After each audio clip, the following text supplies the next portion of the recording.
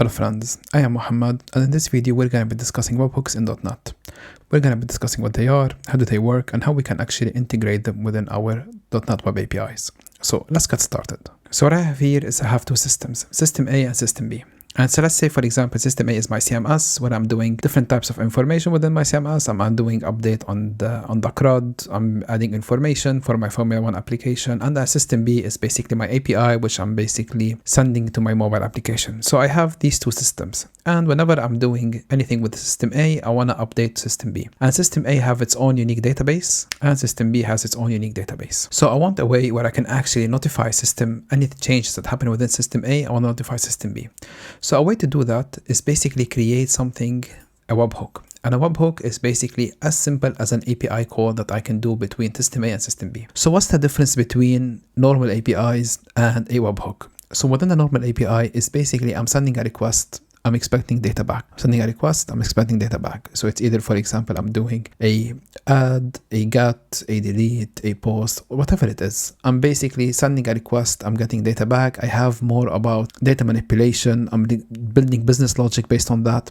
Within a webhook, it's a bit different. Basically, what I'm doing is I'm just sending notification. I don't really care what the response is going to be from that service. It can either accept it, it can be rejected. The system is up and running. I don't really care. All I care about is basically the capabilities for me to send the request. So basically what I'm doing here is I'm creating a webhook, and this webhook is basically going to allow me to send the request from System A to System B.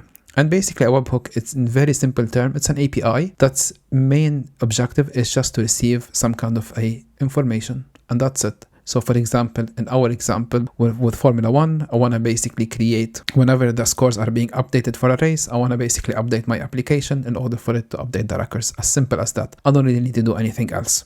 So what can I do here in order for me to do that? How can I build it? We're going to be seeing this in this video. So what I have here is I have the normal web API project that we always work with, where I have basically my drivers controllers and I have my achievements controllers. It's pretty straightforward CRUD operations. And if we run them right now and we go to our web browser, we can see here that I have my CRUD operation for my drivers. If I, for example, specify version 1 for my API, I get the list of drivers that exists. If I get my driver ID, go get a driver ID, specify the driver ID and the API version, we can see I'm getting the information that I need, which is all basically very simple implementation. We also have versioning here, which is also, we have covered in a previous video if you're interested in that.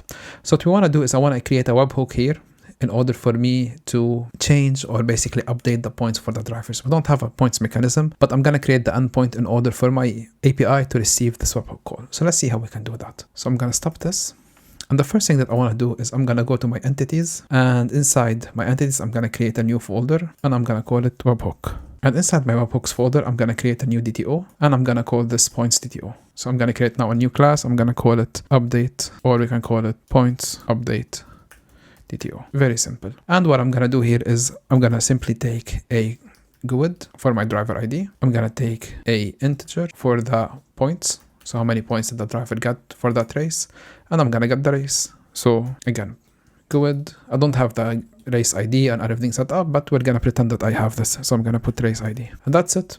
All I'm going to do is I'm going to receive this notification with a points update. So how can I build this? Pretty straightforward. All I'm going to do is I'm going to add a new controller, and this controller, I'm going to name it points notification controller. And now here I have a normal class. So what I'm going to do here, as we did with the previous ones, if we take a look, I'm just going to inherit from the base controller. So I'm just going to copy paste this and update it directly here, update my constructor and fix the references. So now what I have here is I have a fully functioning, empty but fully functional controller, which basically it has all of the different implementation. If you're interested about how this controller work, what is in the base controller, I have a separate video which I delved deep into this, which I'm gonna be linking here somewhere. But basically it's a very simple application. So if we just take a look at it right now, we can see it utilizes unit of work, and it has a auto mapper in order for me to map the profiles that I have. Very simple things. So what I'm going to do here in order for me to make this work, I'm going to create a HTTP post and I'm going to put it as a points update. Call it whatever I want. And then it's going to be a public action result. I'm going to call it points update, and it's going to receive my DTO, which is going to be my points update DTO. And what I'm going to do here is I'm going to return OK. And I'm going to use a very simple logger. I don't have a logger right now, but let's add it here. So I'm going to put a private iLogger for points notification controller. I'm gonna call it logger, and then let's initialize it through the constructor, and that's it. So now I can use my logger here, and all I'm gonna put here is underscore logger dot log information points update, and I'm gonna specify the information here. So all I'm gonna do is make this, put here a $, and I'm gonna put points updates dot driver, and let's say the points on. That's it. I don't want anything else. Perfect. So now I have a very simple log and very simple endpoint that exists. So I'm gonna do is I'm gonna run my application again, and now we can see it's running. And now if I go back to my Swagger interface, click on refresh, we can see I have my push notification, which is a push. And if I click on it, we can see my driver update. It's asking me for my API version. It's gonna be version number 1. And here it has my driver ID. I'm gonna put driver number 2, for example, 2 points, execute. I got a 200 with nothing back. But if I go back here, we can see here I got a notification, points update with the driver ID and the points. As simple as that. So now what I have here basically a webhook, because all I'm doing here is I'm getting information, I'm doing something with it, and that's it. I'm returning an OK. So this is a very simple way to implement this. But usually within a webhook, you don't really want to make it available for the public. You want to have some kind of an authorization mechanism in order for this to work. So you can implement, for example, API keys. You can implement some kind of a JWT authentication. But for simplicity's sake, we're going to be basically going with API keys. So how can I add an API key to this? Again, it's going to be pretty straightforward. So usually API keys is you store them inside your secret manager on Azure. You can store them inside your app settings. For simplicity's sake, I'm just going to hard code it here. Again, this is all for simplification. And I'm going to put a var. String. I'm going to say API key. I'm going to say Lewis is the GOAT. And that's a fact. So now what I'm going to do is I'm going to update this endpoint to have API keys. And the way that I do that, what I'm going to do is here is I'm going to add the following. From header, x-API key, and it's going to be my API key that I'm going to provide it. And here, all I'm going to do, I'm going to say if API key is not equal to API key, I'm going to say that this API key is invalid.